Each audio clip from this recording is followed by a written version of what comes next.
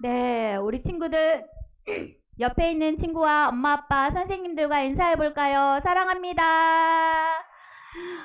우리 옆에 보세요. 새로운 친구도 있어요. 환영합니다. 다시 인사합니다. 환영합니다. 네, 잘 오셨어요. 우리 영여부 예배 하나님께 드릴 거예요. 오늘 말씀은 들을 준비 됐나요? 네, 오늘 말씀의 제목 한번 볼게요. 하나님의 성품을 나타내며 살아요. 제목이에요. 우리 손 위로 따라서 해볼까요? 하나님의 성품을 나타내며 살아요. 한 번 더 하나님의 성품을 나타내며 살아요. 네, 말씀 같이 읽겠습니다. 우리 글씨를 모르는 친구도 있지만 천천히 엄마 아빠 같이 읽어보겠습니다. 시작. 이로써 그 보배롭고 지극히 큰 약속을 우리에게 주사 이 약속으로 말미암아 너희가 정욕 때문에 세상에서 썩어질 것을 피하여 신성한 성품에 참여하는 자가 되게 하려 하셨느니라.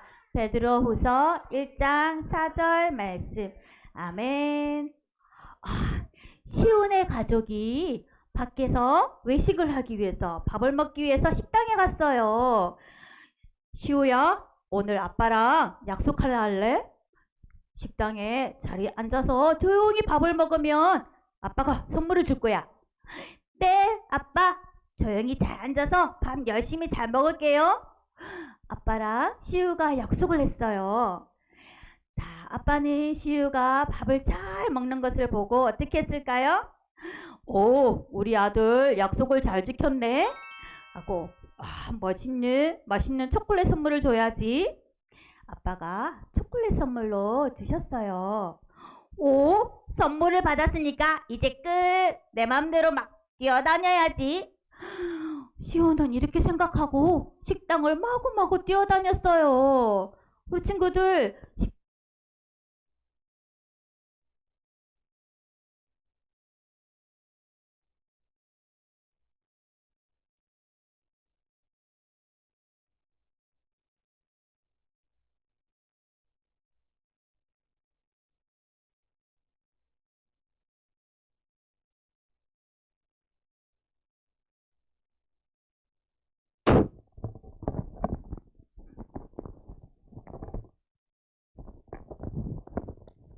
네.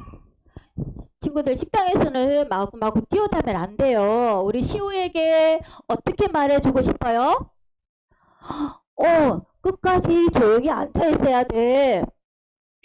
식당에서 뛰어다니면 다른 사람들이 방해될 거야.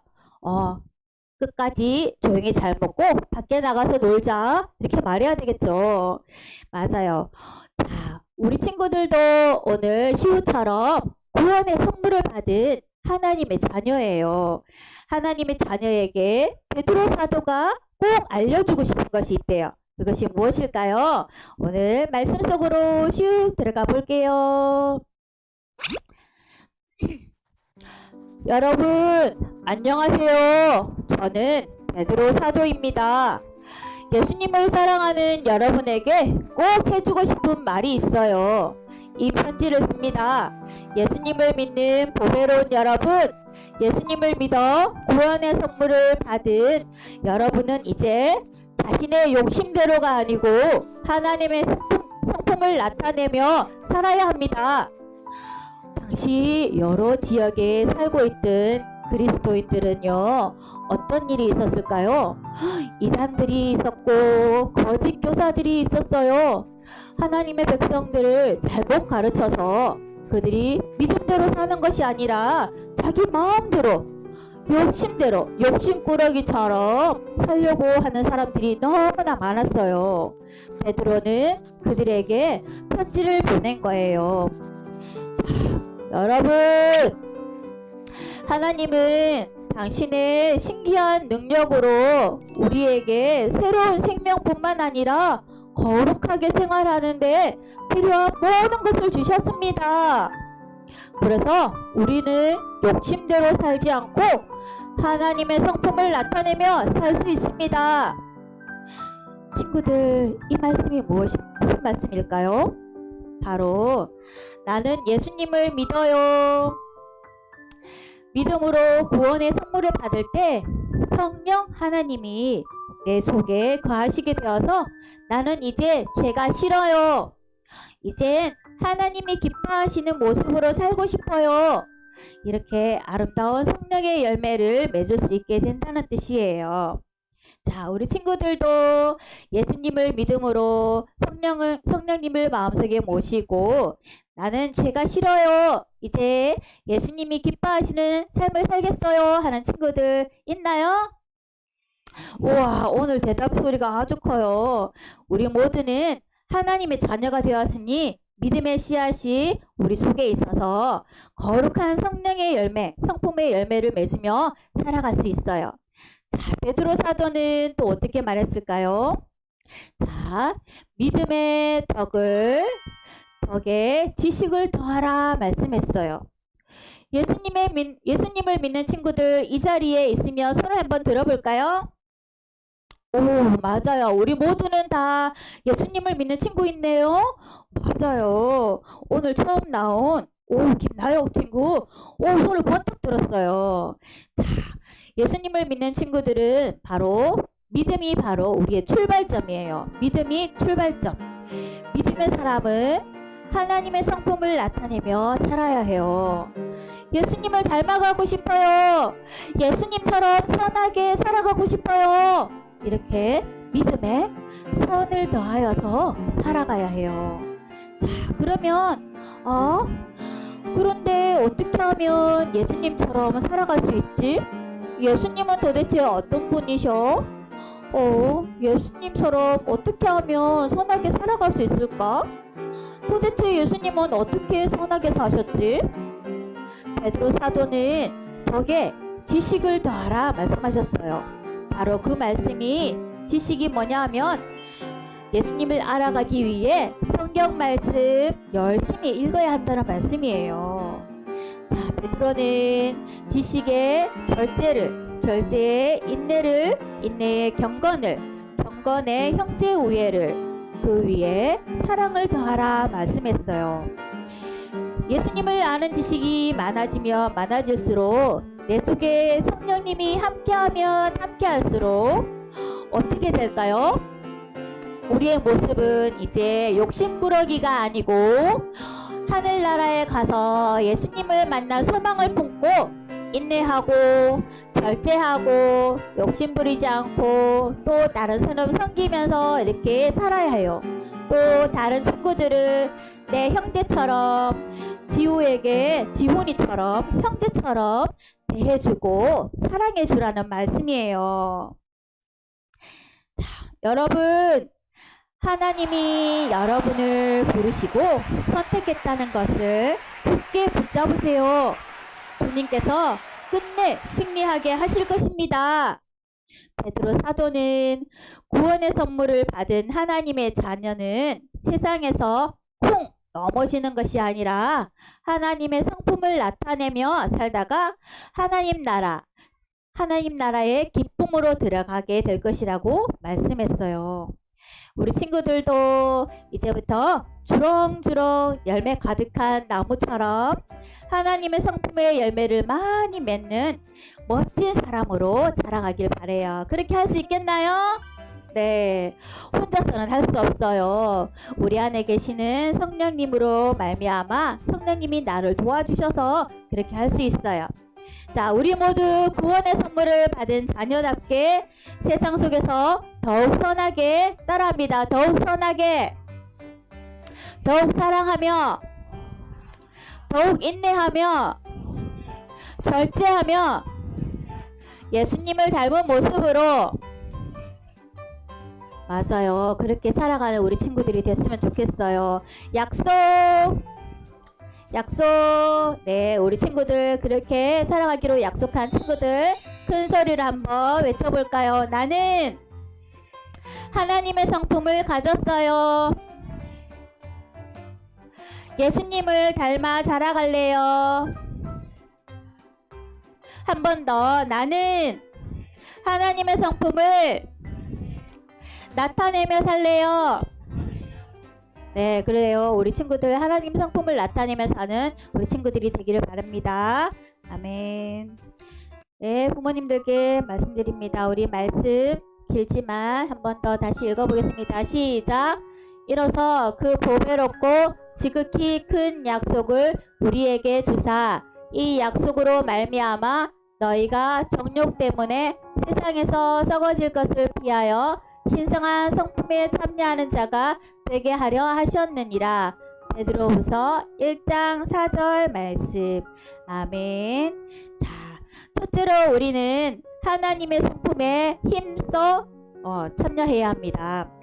나도 나의 장막을 벗어날 것이 임박할 줄을 알미라. 베드로 사도는 1장 14절에 이렇게 말했어요. 자신이 죽기 전에 자신이 이게 마지막이라는 것을 알고 있었어요.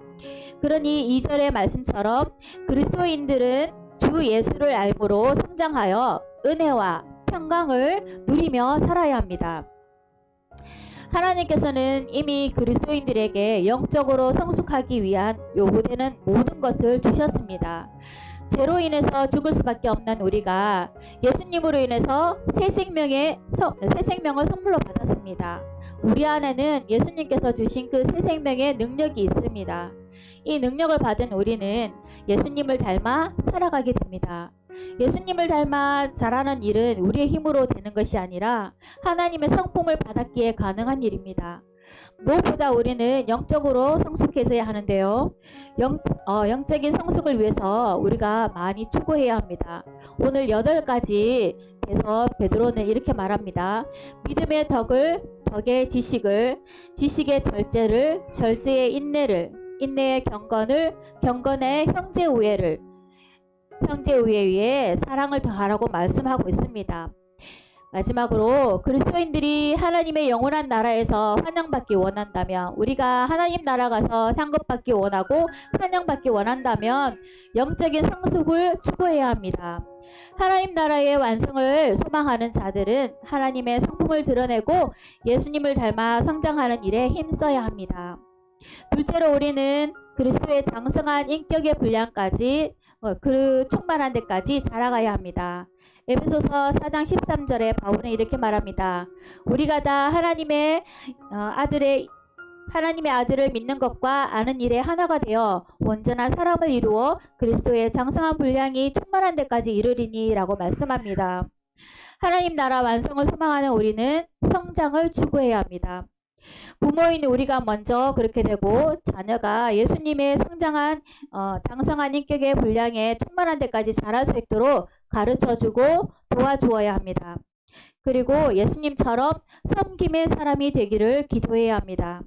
자녀들이 키와 머리만 자라는 것이 아니라 전인격적으로 예수님을 닮은 모습으로 성장하도록 기도해 주십시오.